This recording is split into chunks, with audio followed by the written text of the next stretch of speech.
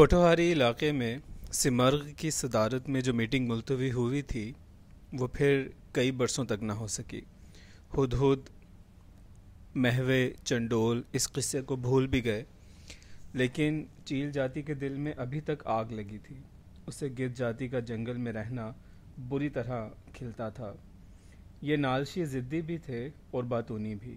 عرصہ تک یہ مسئلہ کھٹائی میں پڑا رہا، لیکن پھر چیلوں نے عقاب، شاہین، باز اور شکرے کی حمایت حاصل کی، ٹھنڈی آگ کو کریدا اور ایک بار پھر کرگس کو پیشی کے لیے طلب کیا۔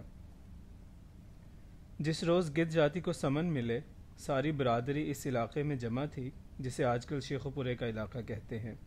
یہاں عین اس جگہ جہاں بعد میں چندرا گاؤں آباد ہوا، ایک بہت سرسبز جنگل تھا۔ جنگل کے درخت آسمان کی جانب 60 فٹ اوپر کی طرف جا نکلتے تھے۔ فرشی رویدگی کا یہ عالم تھا کہ ہاتھی ڈباؤ گھاس اگی تھی اور جنگل میں بہنے والے برساتی نالے کا صرف شور سنائی دیتا تھا۔ اس کا شفاف پانی ہریاول کی وجہ سے نظر نہ آتا تھا۔ یہاں سارے ہند سندھ کے گدھ جمع تھے اور سمن کی نوعیت پر غور و فکر میں مشغول تھے۔ ان کے حلق سے ایسی آوازیں نکل رہی تھیں جیسے جلتی استری پر پانی کے چھینٹے۔ پہلے راجہ گدھ نے ایک نو عمر گدھ کو سارے جنگل میں مخبری کے لیے بھیجا۔ جس لمحے تشفی ہو گئی کہ بات کو لے اڑنے والا کوئی موجود نہیں، تو آپس میں گفتگو ہونے لگی۔ ایک بوڑھے گدھ نے کہا، راجہ گدھ، دیکھ تو ہم پر کیسی افتاد پڑی ہے۔ اس بار جب جنگل کے باسی جمع ہوں گے تو ہمیں ضرور جنگل بدر کر دیں گے۔ وقت تنگ ہے، ہماری تیاری نہیں ہے۔ چیل، عقاب، شاہین، شکرے سب ہماری جان کے دشمن ہیں۔ تجھ کو اگر کچھ علاج کرنا ہے تو اب کر، اب، ورنہ ہمیں بتا کہ ہم اپنا منہ لے کر جہاں چاہیں چلے جائیں۔ ہم مردار کھاتے ہیں۔ تم میں سے کسی کو اس حقیقت پر اعتراض ہے؟ راجہ گدھ نے سوال کیا۔ نہیں نہیں نہیں، سب بولے۔ اور ہم چاند راتوں میں دیوانے پھرتے ہیں۔ پھر کسی کو کیا کسی کو؟ ایک ٹکڑی سے آواز آئی۔ ہے نا، سب پرندوں کو ہے، ان کو دیوانگی سے خوف آتا ہے۔ سیدھی سی بات ہے راجہ، آپ پرندوں سے کہیں کہ ہمیں جنگل بدر کرنے کے بجائے وہ اپنا محاسبہ کریں۔ اس وقت ایک بوڑھی گدھ اٹھی۔ اس نے نجاشی بادشاہ کا سارا عہد اپنے خواب میں پیش از وقت دیکھا تھا۔ وہ بولی، دیکھو بھائی، اپنے گناہ کو مان لینے سے یا تو سزا کڑی نہیں ملتی یا پھر معافی کی صورت میں کوئی تکبر کا شکار نہیں ہوتا۔ سنو، جنگل والوں کو ڈر ہے کہ ہماری دیوانگی کہیں ان کی فنا کا باعث نہ ہو۔ ہم اچھے بھلے ہیں، ہمارا مسلک کوئی برا نہیں، دیوانے پن میں ارتقاء ہے، آگے بڑھنے کا بیج ہے۔ کچھ نوجوان غرائے۔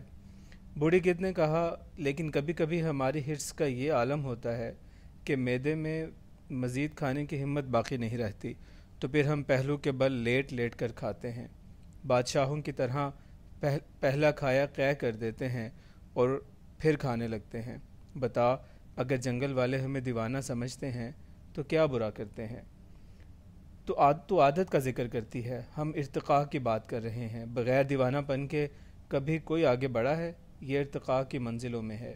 یہ جو اشرف المخلوقات پھرتا ہے، انسانوں جانوروں سے کیوں بڑا ہوا ہے؟ کیونکہ یہ پاگل ہے اور ازل سے یہ ارتقاء کی منزلوں میں ہے۔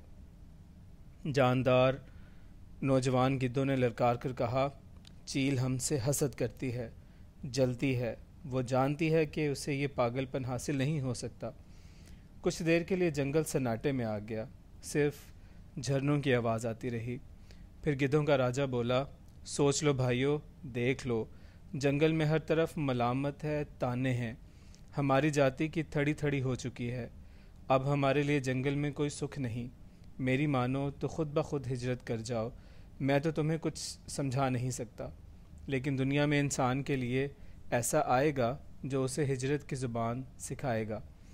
ہم دیوانے نہیں، چیل دیوانی ہے جو ہمارا پیدائشی حق چھیننا چاہتی ہے۔ کوئی ذی روح کسی اور ذی روح پر خدا کی کائنات کو تنگ کرنے کا مجاز نہیں۔ یمن کا گدھ بولا۔ دیکھو، پیدائشی حق چھیننے والوں سے لڑو نہیں، بلکہ اللہ کے فضل کی جستجو میں ہجرت کر جاؤ، تم ویرانے کو جنگل سے بہتر پاؤ گے۔ راجہ گدھ نے ہاتھ باندھ کر عرض کی، نہیں، جنگل ہمارا حق ہے، تو ہجرت کرنا چاہتا ہے تو تجھے اختیار ہے، لیکن پھر تیرا سفر تنہا ہوگا، اپوزیشن کے لیڈر نے کڑک کر کہا۔ سارے جنگل میں جلتی استری پر پانی کے قطرے پڑنے کی آواز پھیل گئی۔ ہر گدھ کے حلق سے حق حق کی صدا بلند ہونے لگی۔ ان صداؤں سے راجہ گدھ کچھ دیر کے لیے چپ ہو گیا، پھر کچھ سوچ کر بولا، سنو، جو حق مانگتے ہیں ان کو حق دینا بھی پڑتا ہے، لیکن آج تک کوئی جاندار کسی کا حق ادا کرنے میں کامیاب نہیں ہو سکا۔ حق صرف اوپر والا ادا کر سکتا ہے۔ ہمیں باتوں میں نہ بہلا، ہمارے مقدمے کے لیے وکیل تلاش کر، ہم جنگل نہیں چھوڑ سکتے، نوجوان گدھوں نے چلا کر کہا۔ راجہ گدھ گویا ہوا، میں اس دھرتی کو بہت پرانا جانتا ہوں اور حق کا مطالبہ تم سے بہتر سمجھتا ہوں۔ جب پہلے پہر ایسٹر جزیرے میں مریخ سے آ کر غیر دنیاوی مخلوق آباد ہوئی اور انہوں نے 50 ٹن کے پتھریلے بت سارے جزیرے میں یوں استادہ کیے جیسے کاغذ کی کشتیاں پانی میں ڈال رہے ہوں، میں نے انہیں یہ جزیرہ آباد کرتے دیکھا۔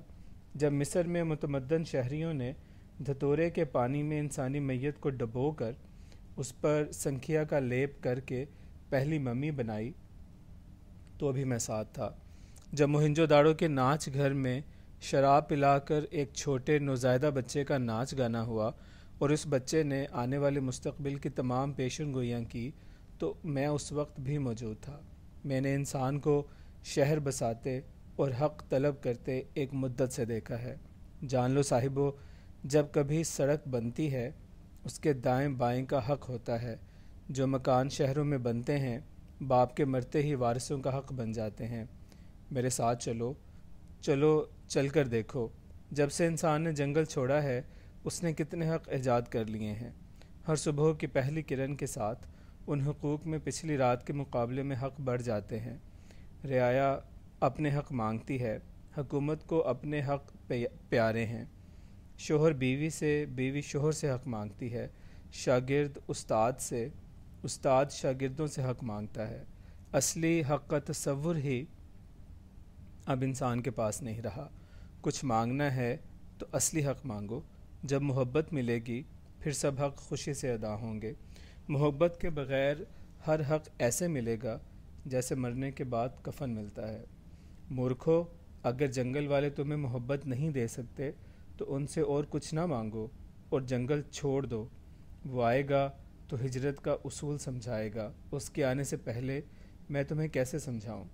حبشہ کے دیس کی بوڑھی گدھ بولی، ارے یہ ٹھیک کہتا ہے، اس کی بات سنو، اور میں تو کہتی ہوں اگر ہو سکے تو محبت بھی نہ مانگو۔ مانگی ہوئی محبت کا مزہ بگڑی ہوئی شراب جیسا ہوتا ہے۔ اپوزیشن کے تمام گدھ تل ملانے لگے۔ ان کا بس چلتا تو اس بوڑھی گدھ کی تکہ بوٹی کر دیتے۔ ان میں سے ایک اٹھا اور مکر سے جھک کر بولا، اماں سیانی، ہم جانتے ہیں کہ تیرا تجربہ زیادہ ہے اور ہمارا علم کم، پر ہم جوان ہیں، ہم میں کس بل ہے، تو ہم پر اعتماد کر۔ ہم پرندوں کی برادری سے بزدلوں کی طرح نہیں نکل سکتے۔ ہم لاکھ دیوانے سہی پر بزدل نہیں ہیں، تو ایک بار کوئی وکیل تلاش کر جو ہمارا مقدمہ لڑے، پھر جو ہو سو ہو۔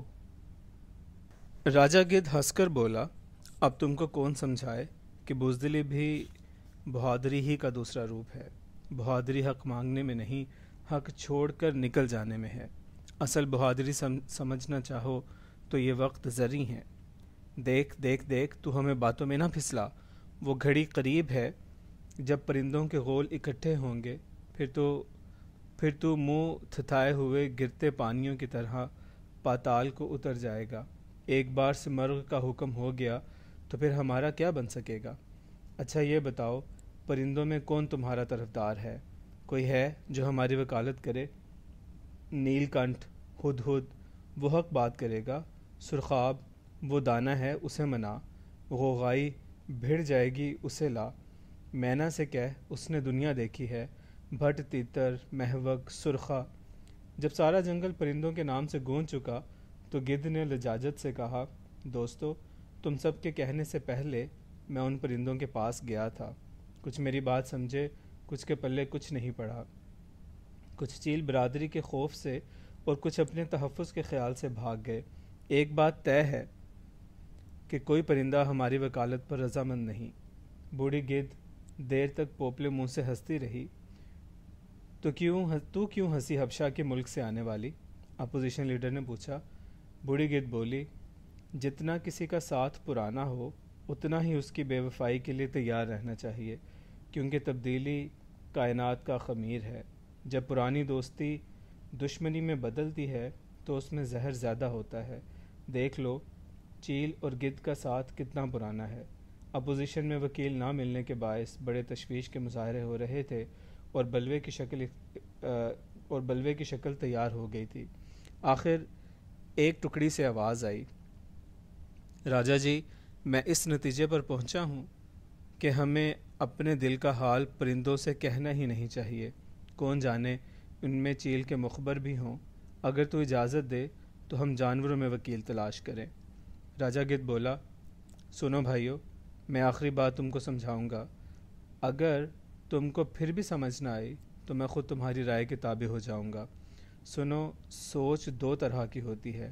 ایک سوچ علم سے نکلتی ہے اور ریگستان میں جا کر سوکھتی ہے. دوسری سوچ وجدان سے جنم لیتی ہے اور باغ کے دہانے پر لے جاتی ہے. انہی دو قسم کے خیالات سے دو طرح کا رہنا سہنا جنم لیتا ہے. ایک رہنا سہنا علم اور تجویز سے جنم لیتا ہے. اس میں چاقو چھری، مقدمہ، بحث، مباحثے، کسی بل، حق، حقوق، چھینا جھپٹی، کرود، کام، ہنکار سب ہوتا ہے. دوسرا رہنا سہنا ایک اور قسم کی سوچ سے نکلتا ہے. اس میں وجدان، شانتی، امن، پرائشچت، پریم کی وجہ سے ہمیشہ ہجرت کا سما رہتا ہے. اسی وجدان کی وجہ سے ایسی سوچ والے لوگ غریبی میں امیر اور امیری میں غریب دکھائی دیتے ہیں. تم چاہو تو علم کا ڈنڈا پکڑ لو، پھر وکیل ضروری ہوگا. میرے وجدان پر اعتبار کرو تو خود ہی جنگل چھوڑ دو. آگے ہر پڑاؤ پر تمہیں امن ہی امن لہراتا ملے گا. وکیل، وکیل، وکیل، سارا جنگل گونجا. ٹھیک ہے، میں وقت سے پہلے وکیل تلاش کر لوں گا. بوڑھی گدھ بولی، دیکھ، ہو سکے تو ایسے جانوروں کے پاس جانا جو انسان کی صحبت میں رہے ہوں. انسان جب بولتا ہے تو دن کو رات کر دکھاتا ہے. پالتو جانوروں نے اس سے کوئی جادو تو سیکھا ہوگا. اب تو دیر نہ کر راجا گدھ، وقت کم ہے. راجا گدھ نے پر پھڑپھڑائے اور رات کے وقت گیدڑ کے پاس پہنچا. اس وقت گیدڑ گاؤں سے ملحق گنے کے کھیتوں میں چھپا ہوا تھا. پچھلی رات کے چاند میں گیدڑ کا سارا جسم میلے قالین کی طرح بھوسلا نظر آ رہا تھا. ابھی صبح اس نے شیر کا شکار کیا ہوا بچا کچا ہرن کھایا تھا. اس وقت اسے چاند میں چھوٹے چھوٹے خرگوش کے بچے تاش کھیلتے نظر آ رہے تھے. دیوانگی کے دورے سے پہلے اسے چاند میں ضرور کچھ نہ کچھ نظر آنے لگتا، اور یہ کیفیت ہمیشہ اس وقت ہوتی جب وہ شیر کا چھوڑا ہوا شکار پیٹ بھر کر کھاتا. جب گدھ نے گیدڑ کو اپنا سارا کیس سمجھایا تو 3 مرتبہ گیدڑ نے اپنی دم کو منہ میں پکڑنے کی کوشش کی اور بولا، پا لیا، پا لیا، پا لیا. گدھ اس دیوانے ارشمیدس کو دیکھ کر خوف زدہ ہو گیا. اچھا کیا تو میرے پاس پہنچا، کیونکہ میں جانتا ہوں دیوانگی کس وجہ سے ہے. کس وجہ سے ہے میرے دوست؟ دیوانگی کا عشق لا حاصل سے کوئی تعلق نہیں. دیوانگی تلاش سے پیدا ہوتی ہے، مسلسل نئے سوالوں کے نا تسلی بخش جواب. تھکا دینے والی جستجو دیوانہ کرتی ہے. تو مجھ پر چھوڑ، میں خود پرندوں کا تماشا دیکھنا چاہتا ہوں. ان کو کیا معلوم لامتناہی تجسس کیا چیز ہے. گدھ مطمئن ہو کر کھیتوں کی طرف دیکھنے لگا. گنوں کی گھنی فصل میں ایک کسان لالٹین لیے کچھ تلاش کر رہا تھا. اس کو دیکھ گیدڑ بولا، دیکھ رہا ہوں. یہ کسان پاس والے گاؤں میں رہتا ہے. پرسوں رات جب یہ بیساکھی کے میلے سے لوٹا تو اسے گھر پر اپنی بیوی نہ ملی. اس نے اندر سے کلہاڑی اٹھائی اور بیوی کی تلاش میں باہر نکلا. اس کی بیوی گنے کے اس کھیت کے پاس سوئی ہوئی تھی. کسان نے ارادہ کیا کہ کلہاڑی کے ایک وار سے ایسی بے وفا رانڈ بیوی کا خاتمہ کر دے گا. جس وقت وہ قریب پہنچا چاندنی رات میں اس نے دیکھا کہ اس کی بیوی کا سارا جسم نیلا پڑ چکا تھا اور ٹانگ پر سانپ کے کانٹے کا نشان بھی تھا۔ تب سے اب تک یہ کلہاڑی کے ساتھ گنے کی فصل اجاڑ رہا ہے۔ وہ کیوں؟ راجا گدھ نے سوال کیا۔ یہ اس سانپ کو تلاش کر رہا ہے جو اس کی بیوی کا قاتل ہے۔ اس کی تلاش اتنی بیکار ہے، اس کی جستجو اتنی بے معنی ہے کہ بالآخر یہ خود دیوانہ ہو جائے گا۔ کان قریب لا۔ گدھ گیدڑ کے بالکل پاس ہو گیا۔ انسان ہمیشہ ایسے ہی پاگل ہوتا ہے۔ وہ بھس میں سوئی تلاش کرتا ہے اور جب سوئی ملتی ہے تو وہ اتنا پاگل ہو چکا ہوتا ہے کہ سوئی کو پہچان نہیں سکتا۔ بتا راجا گدھ، کیا تو اور تیری نسل انسان کی طرح تلاش کے سفر میں ہو؟ کیا تم ایسے سوال پوچھتے ہو جن کا جواب تمہیں سمجھایا نہیں جا سکتا؟ گدھ نے سر جھکا کر کہا، شاید نہیں، شاید میں نہیں جانتا۔ سیمی کی موت کے بعد میں اس حد تک پریشان ہو گیا کہ میرے تمام اعصاب متاثر ہو گئے۔ اگر اس وقت مجھے ریڈیو اسٹیشن پر نوکری مل گئی ہوتی تو شاید میرے پاس معکوس سوچ کے لیے اتنا وافر وقت نہ ہوتا، لیکن اب میں سارا دن چرس کے سگریٹ پیتا، کبھی پلنگ پر، کبھی شہنشین پر، کبھی فرش پر اور کبھی باہر لارنس باغ میں جا کر لیٹا رہتا۔ مجھ میں اٹھ کر چلنے پھرنے کی سکت کم ہو گئی تھی۔ میری تمام حسیات اور عمل اضطراری تبدیل ہو چکے تھے۔ کھلی آنکھوں میں مچھر گھس جاتے اور میں انہیں جھپکنا بھول جاتا۔ پانی حلق کے بجائے سانس کی نالی میں جا کر غوطے کی سی کیفیت پیدا کرتا۔ چلتے چلتے فرنیچر سے ٹکرانا اور ٹخنے، پاؤں کے انگوٹھے، گھٹنے زخمی کرنا میرا معمول تھا۔ میرے اندر سیمی کے مرنے سے کئی سوال ابھر آئے تھے اور ان سوالوں کا جواب دینے کے لیے کوئی موجود نہ تھا۔ سیمی کے مرنے کی کیا وجہ تھی؟ اگر کوئی خدا تھا تو اس نے اس جیسی لڑکی کو مرنے کیوں دیا؟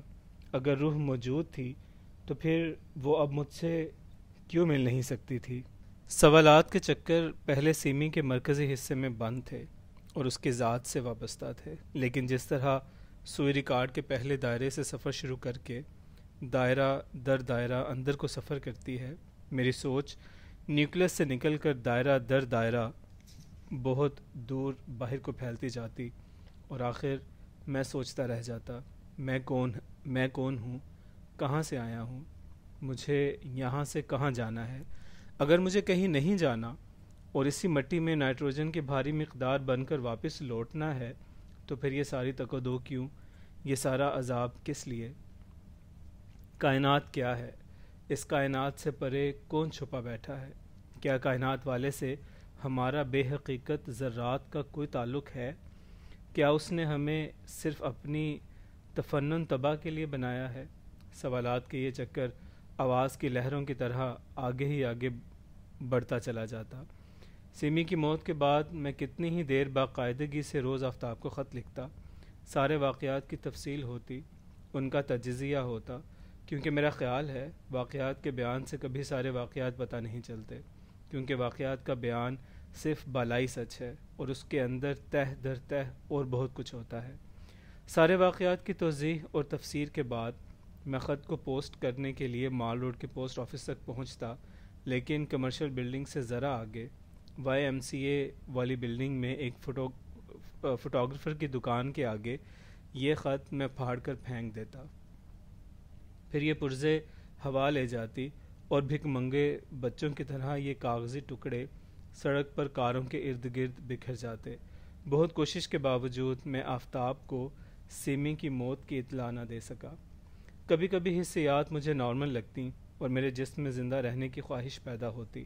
میں اپنی نوکری کا پتہ کرنے ریڈیو اسٹیشن کا رخ کرتا۔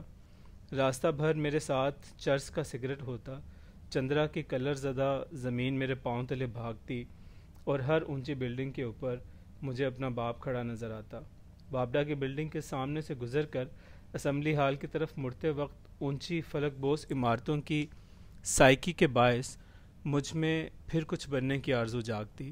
میں سوچتا کہ آخر سفارش کا زمانہ ہے، مجھے بھی پروڈیوسر کی نوکری صرف ایم اے کی ڈگری دکھا کر نہیں ملے گی۔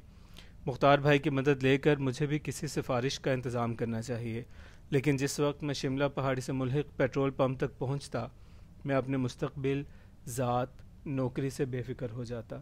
سیمی کے متعلق پھر ایسے سوچنے پر مجبور ہو جاتا جیسے وہ منیلا، پورٹو ریکا یا کھٹمنڈو ہو گئی ہو۔ میں اس کے خط کا پکچر پوسٹ کارڈ کا انتظار کرنے لگتا۔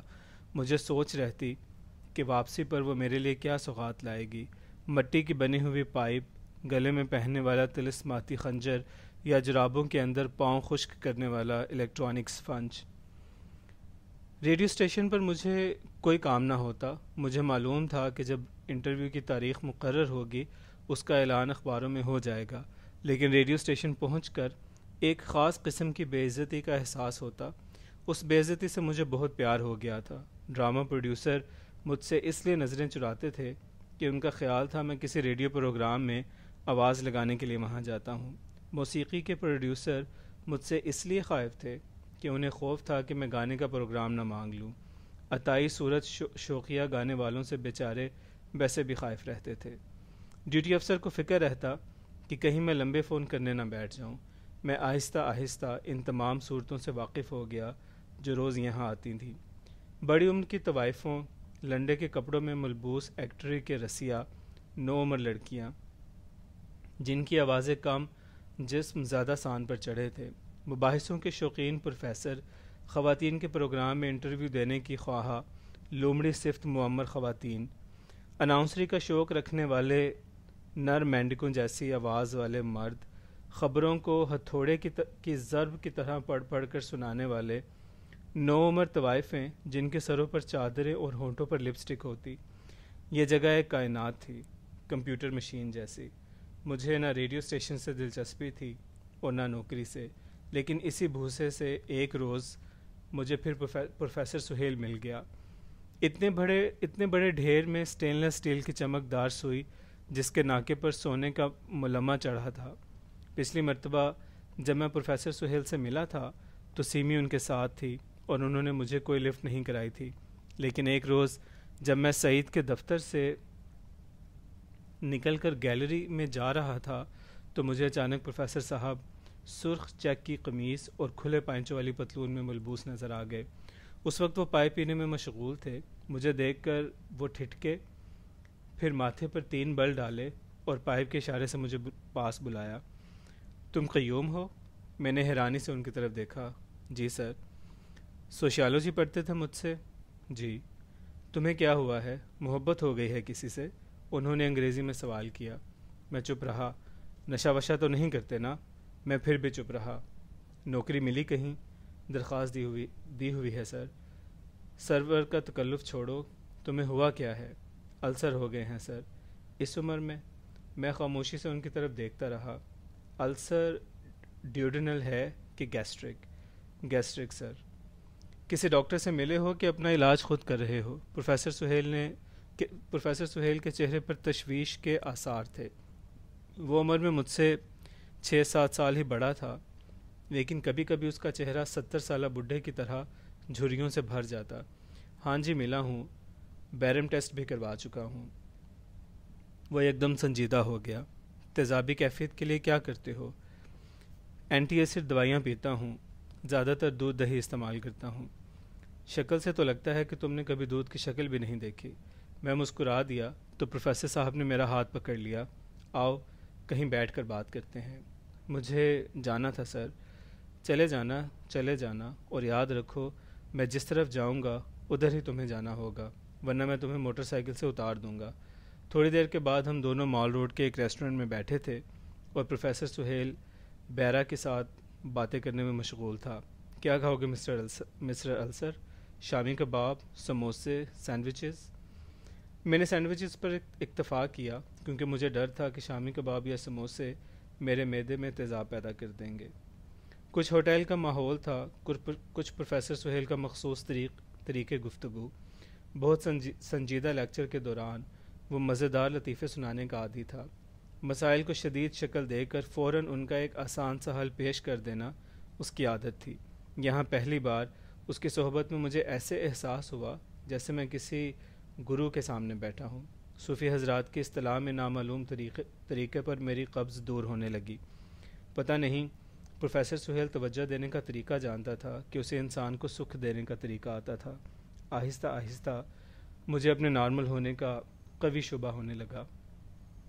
کسی لڑکی نے یہ حلیہ عنایت کیا ہے، کوثر نے، وہ عام طور پر تمہارے پاس بیٹھا کرتی تھی۔ میں چپ رہا۔ فرزانہ اور طیبہ، لیکن وہ لڑکیاں کسی ذہین پڑھے لکھے مرد کو متاثر نہیں کر سکتیں۔ وہ پانی میں پکی ہوئی گوبھی کی طرح بھچ بھچ کرتی تھیں۔ میں پھر بھی چپ رہا۔ اینجلا، میں چائے پینے میں مشغول رہا۔ وہ اچھی تھیں، نمکین بسکٹ جیسے، لیکن اسے بڑا کمپلیکس تھا۔ کمپلیکس والی لڑکی سے محبت نہیں کرنی چاہیے۔ اب صرف سیمی کا نام باقی رہ گیا تھا، لیکن پروفیسر سہیل نے اس کا نام نہ لیا۔ چلو، نام سے فرق نہیں پڑتا، عشق سے بھی فرق نہیں پڑتا، صرف عشق کے دوران ریلیکس کرنا آنا چاہیے۔ اس نے محبت سے ہاتھ میرے ہاتھ پر رکھ دیا۔ وہ بڑی دیر تک پیرا فزکس سے لے کر غذائی علاج تک باتیں کرتا رہا، پھر اچانک وہ تمام الجھے ہوئے علمی ٹاپک چھوڑ کر میری طرف لوٹ آیا۔ قیوم، جب میں 7 سال کا تھا تو میں نے گولیور کے سفر نامے ختم کر لیے تھے۔ 9 سال کی عمر تک میں عمر خیام کی رباعیوں سے پار ہو چکا تھا۔ 10ویں میں H.G. ویلز اور ایڈگر ایلن پو میرے پسندیدہ ادیب تھے۔ Tolstoy, Dostoevsky, Hermann Hesse, Kazantzakis. صرف فکشن ہی میرے دماغ پر سوار نہیں رہی۔ سوشیالوجی، سائیکالوجی، فلسفی، پیرا سائیکالوجی، میں کتابوں کے جنگل میں بڑھا پلا ہوں، لیکن ان ساری کتابوں نے مجھے ریلیکس کرنا نہیں سکھایا۔ تم اور کسی حد تک سیمی میرے جیسے ہو، موجودہ عہد کی پڑھی لکھی غم گشتہ روحیں ہو۔ ارے یار، میں نے ایک لڑکی کا نام لیا ہے، تمہیں 440 کا وولٹ تو نہیں لگا دیے۔ میں نے شرمندگی سے نظریں جھکا لی۔ پڑھائی نے میری زندگی کو آسان نہیں بنایا، ہاں مجھ میں ایک وجدان پیدا کر دیا ہے۔ اب میں جانتا ہوں کہ السر، انگزائٹی، ہائپر ٹینشن، اعصابی بیماریاں دراصل بیماریاں نہیں ہیں، یہ ماڈرن تعلیم یافتہ حساس انسان کا مقدر ہیں۔ عام حالات میں ریلیکس نہ کر سکنے کے انعامات ہیں۔ بنی نوع انسان کو ہر دور میں کوئی نہ کوئی بیماری رہی ہے، کبھی ملیریا، کبھی طاعون، چیچک کی وبائی شکل۔ یہ السر آج کے انسان کی ایجاد ہے، اور my dear friend and student, اس کا علاج کسی ڈاکٹر کے پاس نہیں، کیونکہ ڈاکٹر صرف دوا دے سکتا ہے، ریلیکس نہیں کروا سکتا۔ بچے، اس وقت میں سہیل صاحب کو سیمی کے متعلق سب کچھ بتانا چاہتا تھا، لیکن پروفیسر کی مسکراہٹ نے میرا یہ جذبہ کم کر دیا۔ میں بھی عجیب راہوں سے گزرا ہوں قیوم، میں نے زندگی میں تجربات کم حاصل کیے ہیں، لیکن دوسروں کے تجربات میں خوب جلا ہوں۔ مجھ پر بھروسہ ہے بہت سر۔ میں اس کی بیعت میں تھا۔ ایک آسان علاج بتائیں۔ پرانی ٹوٹی کی واشل بدلنے جتنا آسان۔ ضرور سر، ضرور۔ یوگا کیا کرو۔ یوگا انسان کی اندرونی رفتار کو سست کر دیتا ہے، بریکیں کم لگانی پڑتی ہیں۔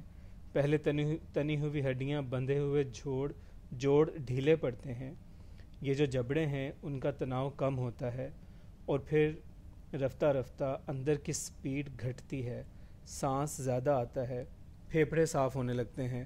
دیکھ لو، آسان حل ہے، لیکن باقاعدگی رہے گی ینگ مین، رہے گی سر۔ لڑکی اور نو لڑکی، یوگا جاری رہے گا سر۔